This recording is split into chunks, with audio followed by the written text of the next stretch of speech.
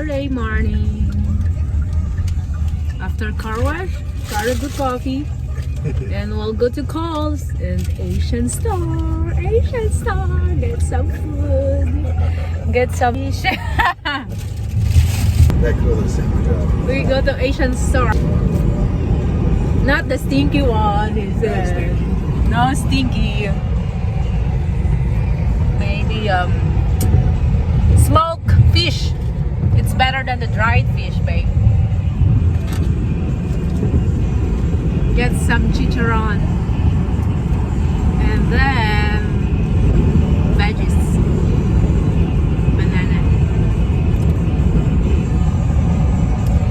Alright. Alright, meron po tayong mga gulay-gulay na nabili sa Asian store. Liquid seasoning, original from the Philippines. Sauce for spring rolls, bagoong balayan, sarap po yan. And oyster sauce from Hong Kong.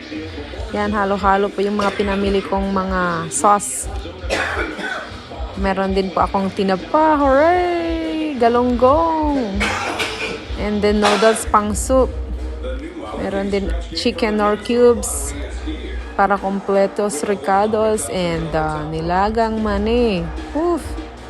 Meron din po akong chicharon. That's salted and with vinegar. Kaya hindi mo na kailangang sausaw pa sa suka. Alright, yan. May malunggay, kangkong, talbos ng kamote, completos ricados.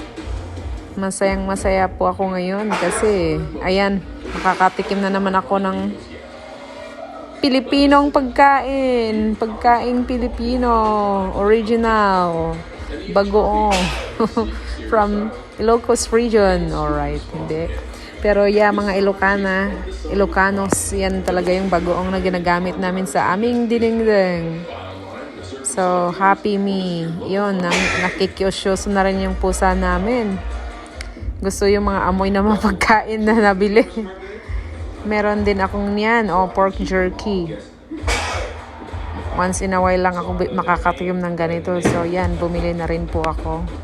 Alright, hanggang dito na lang po. Maraming salamat po sa panonood. At sana po, paki-follow po yung page ko. Maraming salamat. Kung sino po yung nagpa-follow sa akin, follow back ko din po. Makikita ko rin po sa notification kung sino yung nagpa-follow. So, maraming salamat po. Magandang umaga.